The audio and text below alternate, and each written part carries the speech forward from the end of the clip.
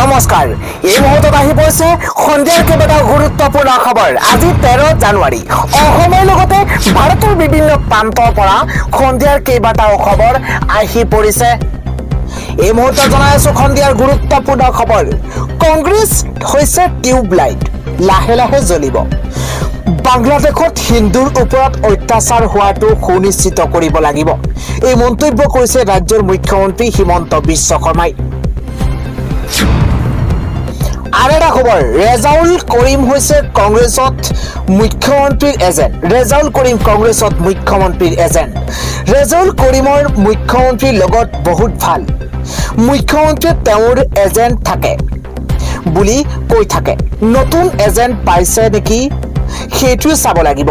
ৰেজাউল কৰিম সন্দৰ্ভত মন্তব্য কৰিছে বিৰোধী দলৰ প্ৰতি দেৱব্ৰত শইকীয়াই।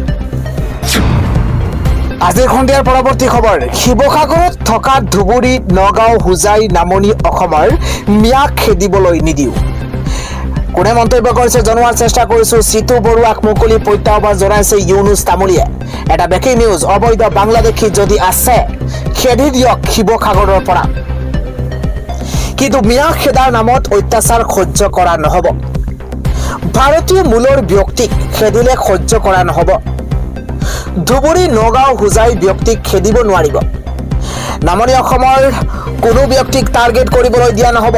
এটা ব্ৰেকিং নিউজ এই মুহূৰ্তত। অন্যথা আমিও হাত সাৱটি বহি নাথাকো। বাংলাদেশী খেদক, কিন্তু নামনিৰ মানুহক খেদিলে সহ্য কৰা নহব। মই সন্মুখত থাকি যুঁজিম। চিতু বৰুৱাৰ হুংকাৰৰ পাছতেই প্ৰতিক্ৰিয়া প্ৰকাশ কৰিছে ইউনুছ তামুলীয়ে। চিতু বৰুৱাক মুকলি প্ৰত্যাহ্বানৰ এইবাৰ ইউনুছ তামুলীৰ। অবৈধ বাংলাদেশী যদি আছে খেদি দিয়ক শিৱসাগৰৰ পৰা, কিন্তু ম্যাদ খেদাৰ নামত অত্যাচাৰ সহ্য কৰা নহব।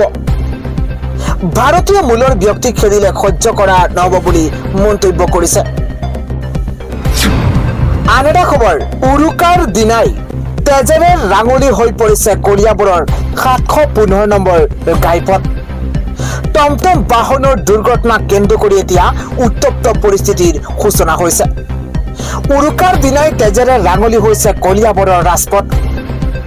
উৰুকাৰ দিনাই এই ভয়ংকৰ ঘটনা সংঘটিত হৈছে। টমটম বাহনৰ দুৰ্ঘটনাক কেন্দ্ৰ কৰি এতিয়া উত্তপ্ত পৰিস্থিতিৰ সূচনা হৈছে।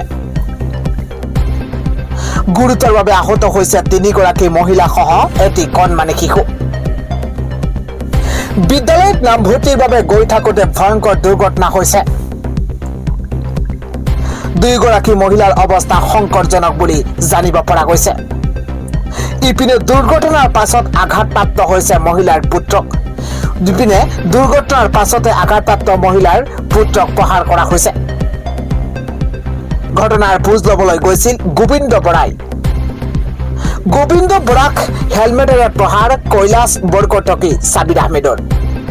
উৰুকাৰ দিনাই তেজেৰে ৰাঙলী হৈছে কলিয়াবৰৰ ৰাজপথ। আজিৰ ঘটি খবৰ, উৰুকাৰ দিনাই সীমান্তত উত্তেজনা। এইবাৰ কাটা তাৰেৰে অসমলৈ অহাৰ চেষ্টা বাংলাদেশীৰ। এটা ব্ৰেকিং নিউজ, ডাঙৰ খবৰ জনোৱাৰ চেষ্টা কৰিছো। পুনৰ কাটা তাৰেৰে অসমলৈ অহাৰ চেষ্টা বাংলাদেশীৰ। উৰুকাৰ দিনাই সীমান্তত উত্তেজনাই বিৰাজ কৰিছে। এটা বিগ ব্ৰেকিং এই মুহূৰ্তত। উৰুকাৰ দিনাই সীমান্তত ভয়ংকৰ উত্তেজনা। মানকাছাৰ বাংলাদেশ সীমান্তৰ দূৰডাঙাত আটক কৰিছে বাংলাদেশী। 183 নম্বৰ বেটেলিয়ান BSF-এ আটক কৰিছে বাংলাদেশী নাগৰিকক। মহম্মদ মিষ্টাৰ বুলি চিনাক্তকৰণ বাংলাদেশী কেইজনক। বাংলাদেশৰ কুৰিগ্ৰাম জিলাৰ ৰতনপুৰ গাঁৱৰ বাসিন্দা। কাটাতাৰেৰে গৰু সৰবৰাহৰ চেষ্টা কৰিছে 5 বাংলাদেশীয়ে। এটা ব্ৰেকিং নিউজ এই মুহূৰ্তত। কুঁৱলীৰ সুযোগ লৈ এই মৰখাহ 5গৰাকী বাংলাদেশী।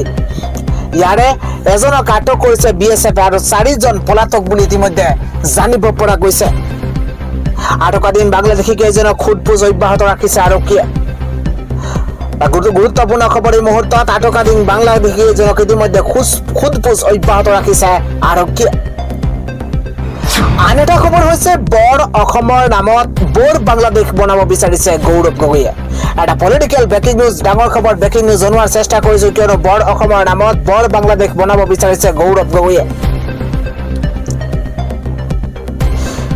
মৈমনসিং জিলাৰ পৰা আহি 85% মাটি বাৰী ধুবুৰীত নিজৰ দখলত লৈছে। এতিয়া আকৌ শিৱসাগৰ তিনিচুকীয়া আগ্ৰাসনৰ পাং পাতিছে। ৰেজাউল কৰিমৰ কথা শুনি গৌৰৱ গগৈয়ে যোগদান বাতিল কৰিব লাগিছিল, কিন্তু ৰেজাউলৰ বক্তব্যত সমৰ্থন কৰিছে গৌৰৱ গগৈয়ে। শিৱসাগৰ ধুবুৰী হলে বৰ অসম নহব, শিৱসাগৰ তিনিচুকীয়া ধুবুৰী হলে সেইখন বাংলাদেশ শেষ হ'ব। সেইবাবেই অসমৰ মানুহে গৌৰৱ গগৈৰ কথা বেয়া পায়। গৌৰৱ গগৈৰ ছফ্ট কৰ্ণাৰ সদায় মিয়া মুছলমানৰ লগতহে। মই আশা কৰিম কংগ্ৰেছৰ বাকী মানুহে ৰেজাউল কৰিমক গতিয়াই উলিয়াই দিয়ক। মই ধুবুৰীলৈকে গ'লে মোৰ ওচৰত মানুহে কান্দে। ঈদৰ সময়ত ঘৰে ঘৰে গো মাংস পেলাই অত্যাচাৰ কৰে। হিন্দু বসতি প্ৰধান অঞ্চলত 5,500 কেজি গো মাংস কিনিছে, খাইছে। হিন্দু বসতি প্ৰধান অঞ্চলত 5,500 কেজি গো মাংস খাইছে, কিনিছে। এই ধৰণৰ কাৰ্যৰ বাবে ধুবুৰীত শ্বুট এণ্ড চাইট অৰ্ডাৰ দিব লগা হৈছে। এনেকুৱা যদি হয় শিৱসাগৰখন শিৱসাগৰ হৈ থাকিব নেকি? এইদৰে প্ৰশ্ন উত্থাপন কৰিছে মুখ্যমন্ত্ৰী হিমন্ত বিশ্ব শৰ্মাই। আজিৰ সন্ধিয়াৰ পৰৱৰ্তী খবৰ, ৰেজাউল কৰিম চৰকাৰক গ্ৰেপ্তাৰ নকৰিলে বন্ধ হ'ব উজনি অসম। এই মন্তব্য কৰিছে শৃংখল চলিহাই। শিৱসাগৰলৈ আহি ক্ষমা খুজিব লাগিব ৰেজাউল কৰিম চৰকাৰে। বৰ অসমৰ কথা কবলৈ ৰেজাউল কৰিম কোন হয়? 48 ঘণ্টাৰ ভিতৰত গ্ৰেপ্তাৰ কৰক ৰেজাউল কৰিম চৰকাৰক। এটা ব্ৰেকিং নিউজ, ডাঙৰ খবৰ জনোৱাৰ চেষ্টা কৰিছো, কিয়নো সমগ্ৰ উজনি অসম অচল কৰি দিয়া হ'ব। আমি লুঙিৰ লগত নাথাকো, স্পষ্ট কথা এই হুংকাৰ দিয়া হৈছে। মন্তব্য কৰিছে বীৰ লাচিত খানৰ নেতা শৃংখল চলিহাই।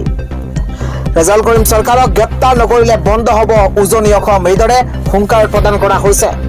শিৱসাগৰলৈ আহি ক্ষমা খুজিব লাগিব ৰেজাউল কৰিম চৰকাৰে। অন্যথা বৰ অসমৰ কথা কবলৈ ৰেজাউল কৰিমে ক'ত সাহস পালে? ৰেজাউল কৰিম কোন? এইদৰে হুংকাৰ প্ৰদান কৰা হৈছে। শিৱসাগৰলৈ আহি ৰেজাউল কৰিমে ক্ষমা খুজিব লাগিব, এইদৰে হুংকাৰ প্ৰদান কৰিছে বীৰ লাচিত খানৰ নেতা শৃংখল চলিহাই। আজিৰ সন্ধিয়াৰ আন এটা গুৰুত্বপূৰ্ণ খবৰ, জুবিন গাৰ্গৰ মৃত্যুৰ কাৰণ কি? কাইলৈ ছিংগাপুৰৰ আদালতত আৰম্ভ হ'ব জুবিন গাৰ্গৰ মৃত্যুৰ বিচাৰ। এটা ব্ৰেকিং নিউজ, ডাঙৰ খবৰ। কাইলৈ ছিংগাপুৰৰ আদালতত আৰম্ভ হ'ব জুবিন গাৰ্গৰ মৃত্যুৰ বিচাৰ প্ৰক্ৰিয়া। ছিংগাপুৰৰ কৰ্ণাছ আদালতত চলিব জুবিন গাৰ্গৰ মৃত্যুৰ গোচৰ। এটা বিগ ব্ৰেকিং এই মুহূৰ্তত সিংগাপুৰৰ আৰক্ষীয়েও জুবিন গাৰ্গৰ মৃত্যুক লৈ কৰিছিল তদন্ত। প্ৰাথমিক তদন্তত জুবিন গাৰ্গৰ মৃত্যু স্বাভাৱিক পাইছিল। ইয়টত থকা প্ৰবাসী অসমীয়াকো সোধা পোছা কৰিছিল ছিংগাপুৰ আৰক্ষীয়ে। জুবিন গাৰ্গ থকা হোটেলতো তদন্ত কৰিছিল SPF-এ। জুবিনৰ মৃত্যুৰ তদন্ত বিচাৰি ছিংগাপুৰ আৰক্ষীক এজাহাৰ দিছিল দুলু আহমেদে। দুলু আহমেদৰ সাক্ষ্য প্ৰমাণ গ্ৰহণ কৰিছিল ছিংগাপুৰ আৰক্ষীয়ে। কৰ্ণাছ আদালতত কি তথ্য উপস্থাপন হয় সেয়া হ'ব লক্ষণীয়। ইফালে অসমত সত্ৰ ন্যায়াধীশ আদালতত চলিছে জুবিন গাৰ্গৰ মৃত্যুৰ গোচৰ। 17 জানুৱাৰীত আছে গোচৰটোৰ চতুৰ্থটো শুনানি। 17 জানুৱাৰীত চতুৰ্থটো শুনানি আছে। ছিংগাপুৰৰ কৰ্ণাছ আদালতত চলিব জুবিন গাৰ্গৰ মৃত্যুৰ গোচৰ। আজিৰ সন্ধিয়াৰ পৰৱৰ্তী খবৰ, বিশিষ্ট শিল্পী সমৰ হাজৰিকাৰ আজি দেহাৱসান ঘটিছে। এটা ডাঙৰ খবৰ, বিশিষ্ট শিল্পী সমৰ হাজৰিকাৰ দেহাৱসান। এটা বিগ ব্ৰেকিং এই মুহূৰ্তত, সমৰ হাজৰিকাৰো আমাৰ মাজত নাই। অতিকৈ দুখ খবৰ জনোৱাৰ চেষ্টা কৰিছো, সমৰ হাজৰিকাৰো আমাৰ মাজত নাই। 2026 বৰ্ষৰ আৰম্ভণিতে আন এটা দুখ খবৰ আহি পৰিছে। দীৰ্ঘদিন অসুস্থ হৈ আছিল সমৰ হাজৰিকা। সমৰ হাজৰিকা প্ৰথিতযশা সংগীত শিল্পী ভূপেন হাজৰিকাৰ কনিষ্ঠ ভাতৃ। বিশিষ্ট শিল্পী সমৰ হাজৰিকাৰ দেহাৱসান ঘটিছে। এতিয়া চৌদিশে শোকাকুল পৰিৱেশে বিৰাজ কৰিছে। আগবাঢ়িছো পৰৱৰ্তী খবৰ, জুবিন গাৰ্গ আৰু আমাৰ মাজত নাই। এই জুইকুৰা এতিয়াও অসমবাসীৰ বুকুত জ্বলি আছে। জুবিনবিহীন প্ৰথমটো ভোগালী আজি। এটা দুখ খবৰ এই মুহূৰ্তত। জুবিন দাক হেৰুৱাৰ দুখ আমাৰ মনত সদায় থাকিব। আমি কেৱল পৰম্পৰা ৰক্ষা কৰিছো, আমি মনৰ পৰা ভোগালী উদযাপন কৰিব পৰা নাই। আমি কেৱল নিয়ম নীতি খিনিহে পালন কৰিছে, কিন্তু জুবিন দাৰো আমাৰ মাজত নাই। জুবিনবিহীন আজি ভোগালী। পূৰ্বৰ আনন্দ উৎসাহ একোৱেই নাই এতিয়া। জুবিন দা যাতে আছে, য'তেই আছে কুশলে থাকক। জুবিন গাৰ্গক এতিয়া আমি গানেৰে জীয়াই ৰাখিব লাগিব। পিছৰ প্ৰজন্মকো আমি জুবিনৰ গানে শুনাম।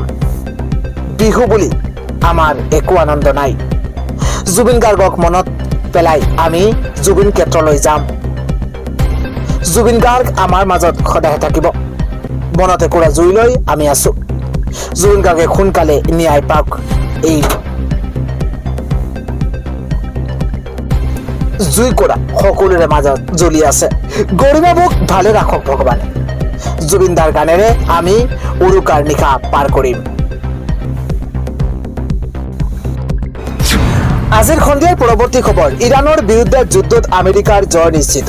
সামৰিক আৰু অস্ত্ৰৰ চোৰাংচোৱা তথ্য লাভ ডোনাল্ড ট্ৰাম্পৰ। ইৰাণৰ বিৰুদ্ধে গতানুগতিক বিমান আক্ৰমণৰ বাহিৰেও সামৰিক আৰু গোপন অস্ত্ৰৰ বিষয়ে অৱগত কৰা হৈছে আমেৰিকাৰ ৰাষ্ট্ৰপতি ডোনাল্ড ট্ৰাম্পক। পেণ্টাগনে ট্ৰাম্পক বিমান আক্ৰমণ আৰু দীৰ্ঘ দূৰত্বৰ ক্ষেপণাস্ত্ৰৰ উপৰিও চাইবাৰ অভিযান আৰু মানসিক অভিযানৰ বিকল্পৰ বিষয়ে অৱগত কৰিছে। প্ৰতিৰক্ষা বিভাগৰ দুজন বিষয়াই নাম প্ৰকাশ নকৰাৰ চৰ্তত সংবাদ মাধ্যমক এই তথ্য প্ৰদান কৰিছে। ইৰাণত তীব্ৰতৰ হৈছে চৰকাৰ বিৰোধী এই প্ৰতিবাদ। এই অভিযানসমূহৰ লক্ষ্য হৈছে ইৰাণৰ কামাণ্ড ট্ৰাকচাৰ, যোগাযোগ আৰু ৰাষ্ট্ৰীয় সংবাদ মাধ্যমত ব্যাঘাত জন্মা।